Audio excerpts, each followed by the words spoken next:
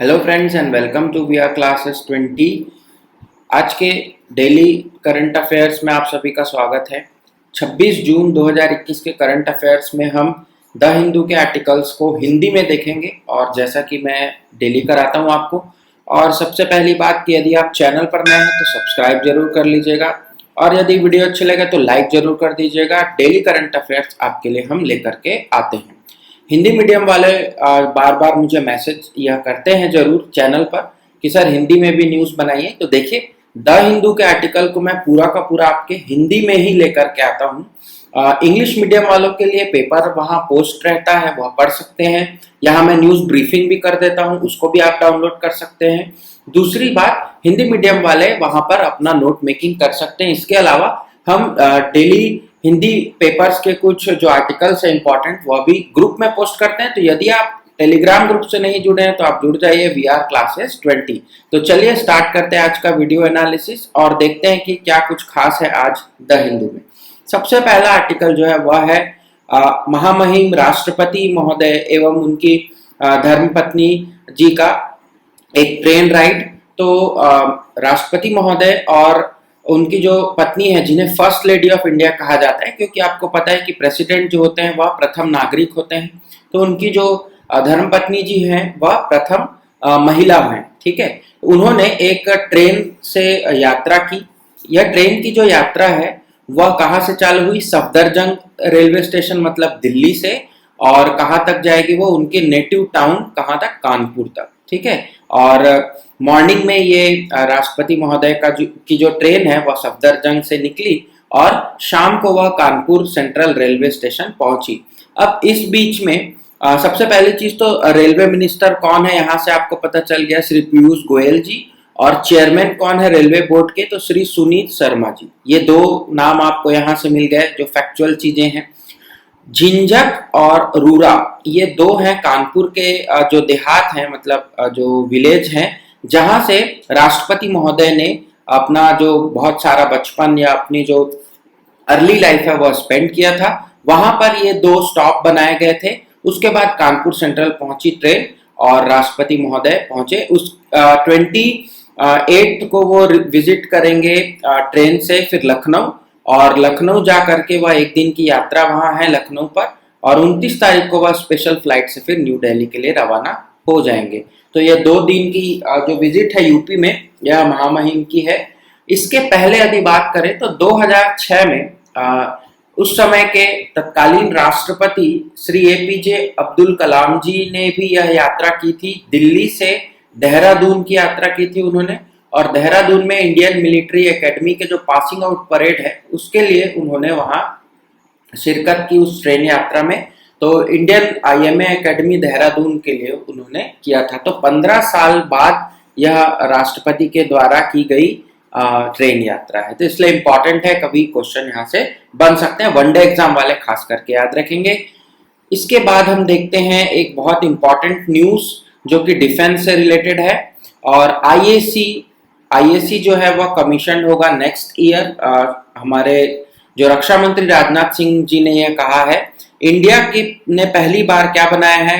Flight career बनाया है, जिसको इंडिजिनियस एयरक्राफ्ट कैरियर कहते हैं, आईएसी। यह पहली बार इंडिया के द्वारा बनाया गया, कोच्चिन शिपयार्ड के द्वारा यह बनाया गया। ये आप देख सकते हैं, यहाँ से जो है वो फ्लाइट टेक ऑफ करती है और यहाँ से फ्लाइट लैंड करेगी। ये लॉन्च पैड होता है, और ऐसा एयरक्राफ्ट कैरियर जो है वो पहली बार इंडिजिनियसली भारत में बनाया गया है। तो अगले साल आप सभी को पता है कि 75वीं सालगिरह है हमारे भारतीय स्वतंत्रता की, और उसी साल यह कमीशन की जाएगी, ऐसा श्री राजनाथ सिंह जी ने कहा है। ये जो विजिट थी उनकी डिफेंस मिनिस्टर की, वह प्रोजेक्ट सीबर्ड के लिए थी, जो कि लार्जेस्ट अपकमिंग नेवल बेस है हमारा। ठीक है, और ये जो प्रोजेक्ट सीबर्ड है इसमें नेवी के ऑपरेशंस को इंडियन ओशन रीजन और उसके आगे तक ले जाने में, उनको फैसिलिटीज और इंफ्रास्ट्रक्चर को सपोर्ट देने में यह काम आएगा। तो प्रोजेक्ट सीबर्ड आपको याद रखना है। ठीक है, फिर एक काउंसिल का नाम यहाँ दिया हुआ है, डिफेंस एग्जीक्यूशन काउंसिल। जो भी रक्षा के उत्पाद खरीदे जाते हैं उनको जो खरीदने का, क्रय करने का काम होता है वह डीएसी के द्वारा किया जाता है, जिसके चेयरमैन कौन होते हैं? जिसके चेयरमैन होते हैं हमारे डिफेंस मिनिस्टर। तो यहाँ पर वह डीएसी का भी नाम है, यहां से भी क्वेश्चन बन सकता है। अब एक और प्रोजेक्ट का नाम दिया है, प्रोजेक्ट 75I। ये क्या है? For the construction of another line of diesel electric submarines, जो डीजल से चलने वाले डीजल और इलेक्ट्रिक सबमरीन्स जो कि उनके कंस्ट्रक्शन का एक प्रोजेक्ट है। तो प्रोजेक्ट 75I, इसको भी आपको याद रखना है, और वह पार्टनरशिप, स्ट्रेटेजिक पार्टनरशिप मॉडल पर बनाया जाएगा। तो यह पूरी की पूरी न्यूज थी, इसमें हमने बहुत सारी चीजों को देखा। इसके अलावा एक और डिफेंस न्यूज है, हम आगे देखेंगे। तो इंडिजीनियस एयरक्राफ्ट कैरियर को आपको याद रखना है। आगे बढ़ेंगे नेक्स्ट न्यूज पर। नेक्स्ट न्यूज है स्मार्ट सिटी मिशन से रिलेटेड। आप सभी को पता है कि स्मार्ट सिटी मिशन जो है वह लगभग 6 सालों से हमारे यहाँ प्रारंभ हो चुका है, और इस साल 2020 में यूपी ने फर्स्ट रैंक हासिल किया है। देखते हैं, उत्तर प्रदेश को बेस्ट स्टेट बोला गया है। इंदौर और Surat were jointly named the best cities by the housing and urban affair ministry for their work under the smart city mission. तो इस बार फर्स्ट रैंक में 2 हैं, इंदौर भी है प्लस आपका सूरत है। तो अब सूरत जो है वह इंदौर के साथ में क्या कर लिया है, क्लब हो गया है, और जॉइंट विनर हो गए हैं सूरत और इंदौर। 6th एनिवर्सरी थी of the launch of the smart city mission, Atal mission for rejuvenation and urban transformation, जिसको आप बहुत इंपॉर्टेंट एक योजना है, और प्रधानमंत्री आवास योजना अर्बन PMAYU। इनके जो 6th एनिवर्सरी थी उसको वर्चुअली उस मीट को कराया गया, और वहां पर ये अनाउंस किया गया। मध्य प्रदेश को 2nd रैंक मिला है, और तमिलनाडु को 3रा स्थान मिला है in the India smart city awards 2020। तो ये क्वेश्चन इंपॉर्टेंट है। UP first, Madhya Pradesh 2nd, और कर्नाटक जो है, तमिलनाडु जो है सॉरी, वह 3rd रैंक। तो 1st, 2nd, 3rd आपको याद रखना है स्टेट वाइज। और मिनिस्ट्री ने कहा है कि 22% जो है टोटल वैल्यू और 52% टोटल नंबर ऑफ प्रोजेक्ट जो है वह कंप्लीट किए जा चुके हैं, जो कि 100 स्मार्ट सिटी के तहत अनाउंस किए गए थे। तो बहुत अच्छी उपलब्धि है। और मिनिस्ट्री आपको याद रखना है, MoHUA ministry, that is ministry of housing and urban affairs, MoHUA बोलते हैं हम इसको, ठीक है, महुआ।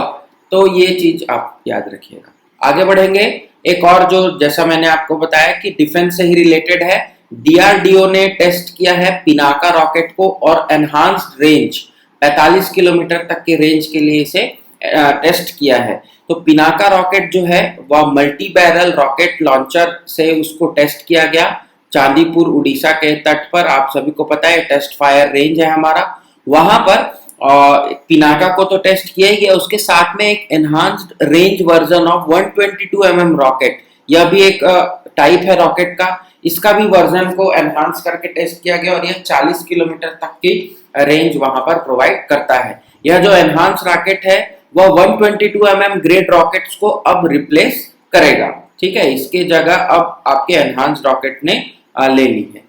पिनाका की यदि बात करें तो 45 किलोमीटर तक का उसके डिस्टेंस रेंज को टेस्ट किया गया। पिनाका रॉकेट जो है और 122 mm रॉकेट जो है वह इनके द्वारा डेवलप किए गए हैं, जो एडवांस वर्जन है। पुणे की कंपनी है armament research and development establishment and high energy material research laboratory, और मैन्युफैक्चरिंग सपोर्ट था इनको इकोनॉमिक एक्सप्लोजिव्स लिमिटेड नागपुर का। तो यह 2 नाम आप याद रखेंगे, यहां से भी क्वेश्चन बन सकता है। डीआरडीओ ने टेस्ट फायर किया है याद रखेंगे, लेकिन बनाया किसी और ने है, यह नाम आप नोट कर लीजिएगा। यहीं से हम थोड़ा सा ट्रिक होकर के फंस जाते हैं। आगे बात करेंगे थोड़े कुछ इंटरनेशनल न्यूज की, और इंटरनेशनल न्यूज में जो इंपॉर्टेंट है वह है तिब्बत को पहला बुलेट ट्रेन मिला है, और यह बुलेट ट्रेन लहासा से इंडियन बॉर्डर को कनेक्ट करेगी। अब चाइना की स्ट्रेटेजी आप देखिए कि भारत तक पहुंच बनाने के लिए वह जो है तिब्बत के कंधे पर बंदूक रखकर चला रहा है। इस तरह से आप इस न्यूज को देख सकते हैं। कैसे, मैं बताता हूं।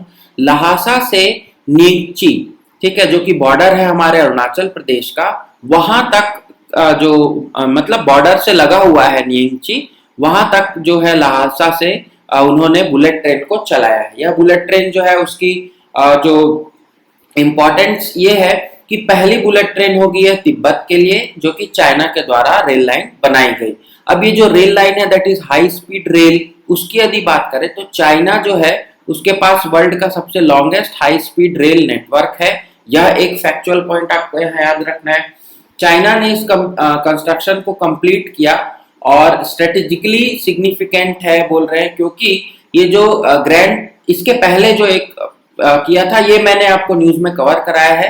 तो ये दूसरा है जो तिब्बत वाला आप देख रहे हैं। पहला जो था वो Grand Canyon of Yarlung Tsangpo river, जिसे आप ब्रह्मपुत्र कहते हैं, ठीक है, तिब्बत में उसे यारलुंग जांगबो कहा जाता है, उस पर बनाया था। तो यह भी एक इम्पॉर्टेंट चीज है। तो अब क्वेश्चन यहाँ से बनने का आ चुका है। ब्रह्मपुत्र रिवर हमारे लिए इम्पोर्टेंट हो गई है और उसको उसके ट्रैक को बहुत इंपॉर्टेंटली देखना पड़ेगा, खास करके जो बॉर्डर स्टेट्स हैं अरुणाचल प्रदेश और आपके असम में, जहां पर यह ब्रह्मपुत्र रिवर फ्लो होती है, ठीक है। और आगे बात करेंगे नेक्स्ट न्यूज की। Next news is the study जिसने कहा है कि एयर पॉल्यूशन और कोविड-19 केस का आपस में संबंध हो सकता है या है। मुंबई और पुणे पर यह खास करके केंद्रित था। तो यहाँ उस जो पेपर इन्होंने डाला, जो इनकी स्टडी है जिनका टाइटल ये आप देख सकते हैं, टाइटल इंपॉर्टेंट नहीं है बट यहाँ एक नाम दिया गया है PM 2.5।